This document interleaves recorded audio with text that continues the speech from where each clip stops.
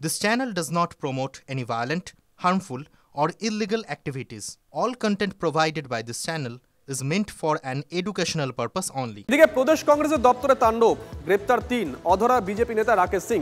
রাকেশ সিং দাবি করছে দলেরই একাংশ তাকে ফাঁসানোর চেষ্টা করছে। ষড়যন্ত্র করে খুনের চেষ্টায় মামলা রুজু করেছে পুলিশ। মিথ্যে মামলায় ফাঁসানোর চেষ্টা করছে পুলিশ, এমনটাই দাবি। मेरे ऊपर में जो जुर्म दिया गया है कि हम अटेम्प्ट टू मर्डर, मतलब धारा 307, ये धारा लगाया गया है। राहुल गांधी के मुंह पे काला दाग लगाने के जुर्म में 307 वार कलकत्ता पुलिस। हम लोग लॉयल कार्यकर्ता हैं, ईमानदार कार्यकर्ता हैं, हमको डरने का जरूरत नहीं है। जो डरता है वो हारता है। और इसी तरीके से हमारे जो पदाधिकारी लोग कल से जो कंस्पिरेसी किए हुए हैं कि राकेश सिंह गिरफ्तार हो जाएगा तो राकेश सिंह का राजनीतिक जीवन खत्म हो जाएगा, हमने जो किया ठीक किया।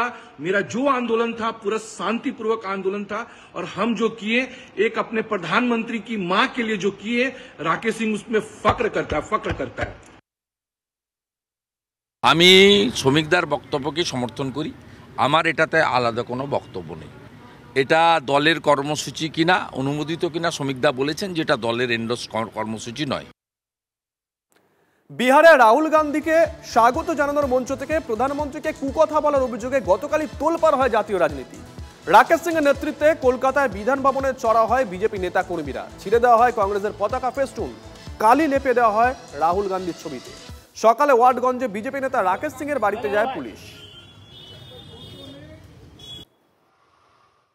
বিজেপি নেতা রাকেশ সিং এই মুহূর্তে তার বাড়ির সামনে কিন্তু আমরা রয়েছি, এবং বাড়ির সামনে আমরা রয়েছি, বাড়িতে লোক রয়েছেন, যদিও রাকেশ সিং ফোন ধরছেন না। আজকে রাকেশ সিং এর বাড়িতে পুলিশ এসেছিল। গতকাল কংগ্রেস অফিসে তার নেতৃত্বে যে ভাঙচুর করা হয় সেই ঘটনার পরিপ্রেক্ষিতে বিহারে যে ভোটাধিকার যাত্রা চলছে, সেইখান থেকে নরেন্দ্র মোদীর বিরুদ্ধে বিষোদ্গার এবং সেই ঘটনাকে কেন্দ্র করে দেশব্যাপী যে বিজেপির আন্দোলন, বিক্ষোভ, যা পাটনাতেও হয়েছে, গতকাল কংগ্রেস অফিসে এই বিক্ষোভ দেখান, ভাঙচুর চালান, অভিযোগ রাকেশ সিংয়ের বিরুদ্ধে। এই পরিপ্রেক্ষিতেই কিন্তু আজকে তৃণমূল কংগ্রেস পরিচালিত সরকারের পুলিশ বিজেপি নেতার বাড়িতে এসেছে। এটা রাজনৈতিকভাবে অত্যন্ত গুরুত্বপূর্ণ। একদিকে কংগ্রেসের পার্টি অফিসের ভাঙচুরকে সলিডারিটি জানাচ্ছে তৃণমূল কংগ্রেস, এবং আজকের এই যে রাকেশ সিংয়ের বাড়িতে আসা, সেখানে আইনি প্রক্রিয়ার বিষয় আলাদা, কিন্তু রাজনৈতিকভাবে নিশ্চয়ই তাৎপর্যপূর্ণ। कल पुलिस आके उनका जैसा है हैरेसमेंट करना, जबरदस्ती ऐसा जैसे पापा बहुत बड़े क्रिमिनल हैं या उन्होंने बहुत बड़ा कोई क्राइम कर दिया है, टेररिज्म कर दिया है, 50-60 लोग आके फिर ज़बरदस्ती गेट तोड़ना, ये करना। फिर हम लोग ने बहुत अच्छे से कोऑपरेट किया। अच्छा, पापा तो कहाँ, कोलकाता में हैं? हाँ, पापा घर पे ही हैं, मेरे दूसरे घर पे हैं, आराम से हैं, वो डरते नहीं हैं। और जो लोग भी सोच रहे हैं कि वो डर गए या जो भी, प्लीज़ डोंट ऐसा मत सोचिए, वो एकदम ठीक है। 307 उनके ऊपर केस डाला है। For what reason? ये कोई केस ही नहीं बनता है। वो किसी एक आदमी पे जाके अटैक करना, ये नहीं करना। इसमें मर्डर कैसे आया? नहीं, इसमें वही तो क्वेश्चन है, वही हम लोग का भी क्वेश्चन है कि इसमें मर्डर केस कहाँ से आया। अच्छा। और जो भी केस दिया जा रहा है तो इसमें ये कहाँ से दिया जा रहा है। প্রদেশ কংগ্রেস কার্যালয়ে হামলা, প্রতিবাদ দিকে দিকে বিক্ষোভ। কলকাতা থেকে জেলায় রাস্তা আটকে আগুন জ্বালিয়ে বিক্ষোভ কংগ্রেস নেতা কর্মীদের। একই সঙ্গে 4টে ছবি আপনাদেরকে আমরা এই মুহূর্তে দেখাচ্ছি। অধীর চৌধুরী, তার নেতৃত্বে খিদিরপুরে কংগ্রেসের বিক্ষোভ, পাশাপাশি কংগ্রেসের বিভিন্ন জেলা নেতৃত্ব তারাও আজকে সামিল হয়েছিলেন রাস্তায়। মৌলালির ছবি দেখাচ্ছি, হাজারার ছবি দেখাচ্ছি, হাওড়া ময়দানের ছবি আপনাদেরকে আমরা দেখাচ্ছি। একই সঙ্গে 4টে ছবি আপনাদেরকে দেখাচ্ছি। আজকে সকাল থেকে দিকে এই ছবিগুলো ফুটে উঠেছে।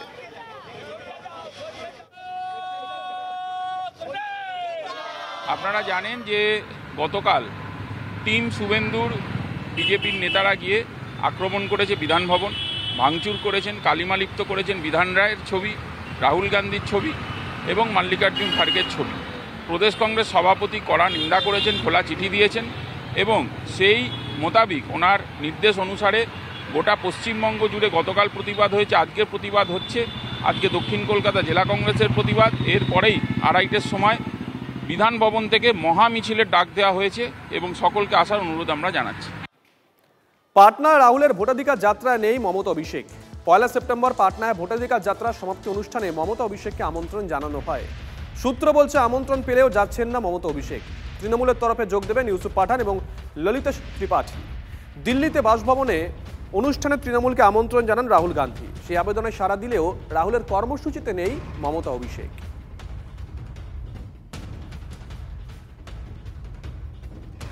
আজকের আরো একটা বড় খবর, আগামী দিনে নিঃসন্দেহে আলোচনায় থাকবে বহুতল আবাসনে বুথ নিয়ে কমিশনের প্রস্তাবে নারাজ তৃণমূল কংগ্রেস। বুথ বিন্যাস নিয়ে সিইও দপ্তরের সর্বদলীয় বৈঠকে কমিশনের প্রস্তাবের বিরোধিতায় অরূপ বিশ্বাস। কেন বেসরকারি জায়গায় বুথ করা হবে এই কারণ দেখিয়ে বিরোধিতা তৃণমূলের প্রতিনিধিদের। বুথে আপনাদের এজেন্ট থাকলে সমস্যা কোথায়, প্রশ্ন কমিশনের তরফে। বিরোধীরা অভিযোগ করছে বছরের পর বছর বহুতলের বাসিন্দাদের হুমকি দিয়ে ভোট দিতে দেয়নি তৃণমূল কংগ্রেস, তাই এখন তারা ভয় পাচ্ছে।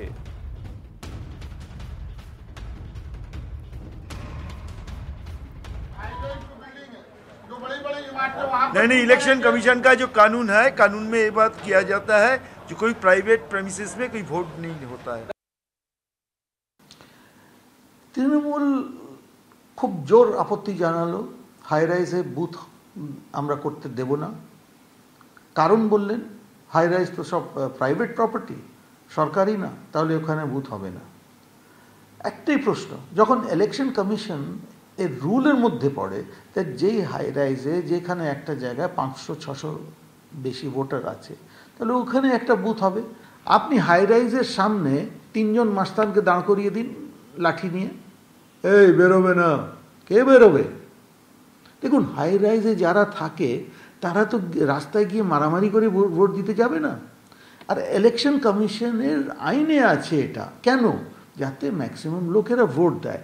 আমার তো একটাই প্রশ্ন তৃণমূলকে, তার মানে আপনি ধরে নিয়েছেন হাই রাইজের কেউ আপনার সমর্থক না, তাই জন্যে তো আপনি বলছেন না এটা আমরা হতে দেব।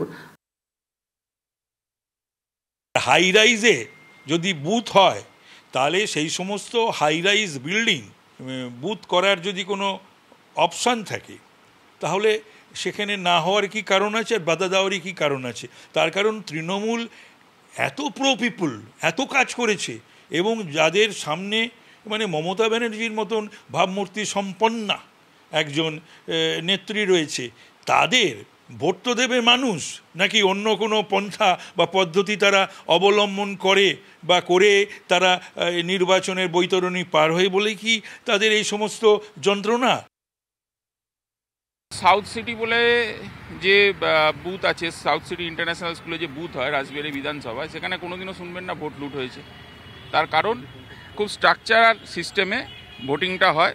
সাধারণ মানুষ তার নিজের নিজের ফ্ল্যাট থেকে নামেন, ভোটদান করেন, বেরিয়ে যান।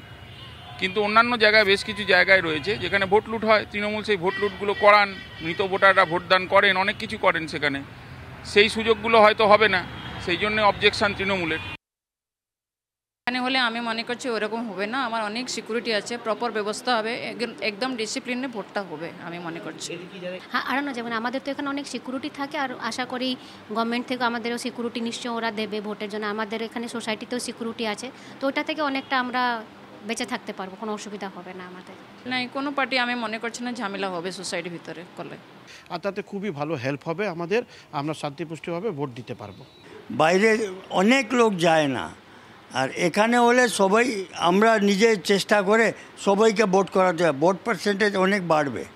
और इलेक्शन कमीशन जो चाहता है कि percentage of vote that will be very high, more than 90% in this booth. আর এবার যে খবরের দিকে নজর রাখবো খুব ইন্টারেস্টিং, বিশেষ করে যারা মতুয়া সম্প্রদায়ের, ভালো করে খবরটা শুনবেন। মতুয়া মহাসংঘের প্যাডে বিজেপি বিধায়কের বিরুদ্ধে অনুপ্রবেশের অভিযোগ তুলে মমতা ঠাকুরের তোপে দলেরই নেতা, মতুয়া সংগঠনের সম্পাদক এবং বনগাঁ পুরসভার তৃণমূল কাউন্সিলর প্রসেনজিৎ বিশ্বাসকে শো কজ মমতা ঠাকুরের। অনুমতি ছাড়াই পদক্ষেপ নেওয়া হয়েছে, তাই শো কজ এমনটাই দাবি। নিঃশর্ত নাগরিকত্বের দাবিতে আন্দোলন করে আসছেন মতুয়ারা। অনুপ্রবেশ বিতর্কে অশোক কীর্তনিয়ার মতন সমস্যায় পড়তে পারেন অনেক মতুয়াই। সেই কারণেই কি অভিযোগ জানানো দলের নেতাই মমতা ঠাকুরের রোষের মুখে? সেটা আমরা জানি না, আমার অল ইন্ডিয়া মহাসংঘ জানে না। ওটা ব্যক্তি হিসেবে প্রসেনজিৎ বিশ্বাস সেটা করেছিল। আমরা সেটাকে নিয়ে অল ইন্ডিয়া মহাসংঘ রেজলিউশন নিয়েছি, মিটিং করেছি। মিটিং করার পর সিদ্ধান্ত হয়েছে যে না, এই ধরনের যদি কাজ করে তাকে শোকেস করতে হবে। আমরা প্রসেনজিৎকে বিশ্বাসকে আমরা শোকেস করেছি অল ইন্ডিয়া মহাসংঘের থেকে। আর এবার আপনাদেরকে ব্যাকগ্রাউন্ডটা একটু দিয়ে রাখি।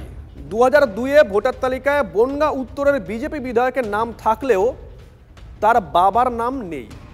এমনই অভিযোগে মহকুমা শাসকের কাছে মতুয়া মহাসংঘের বনগাঁ মহকুমা কমিটির পক্ষ থেকে ডেপুটেশন দেওয়া হয়, যার নেতৃত্বে ছিলেন কমিটির সম্পাদক ও তৃণমূল কাউন্সিলর প্রসেনজিৎ বিশ্বাস। এরপরেই প্রসেনজিৎকে শো কজ মমতা ঠাকুরের। এটা সত্যি কথা, এটা আমি বনগাঁ মহকুমা কমিটির পক্ষ থেকেই আমি ডেপুটেশনটা করেছি। আমি যেহেতু একজন আইনজীবী, আমি দেখলাম যে দেশে যে হারে এসআইআর নিয়ে চিৎকার চেঁচামেচি হচ্ছে, সাধারণ মানুষ ভীত সন্ত্রস্ত হচ্ছে, সেই জন্য আমি এইটাই বলতে চেয়েছি যে একজন বিধায়কের এই অবস্থা, তার বাবার নাম ভোটার লিস্টে নেই 2002 সালে, সাধারণ মানুষের কোনো ভয় নেই, এই মেসেজটা দেওয়ার জন্য আমি করেছি।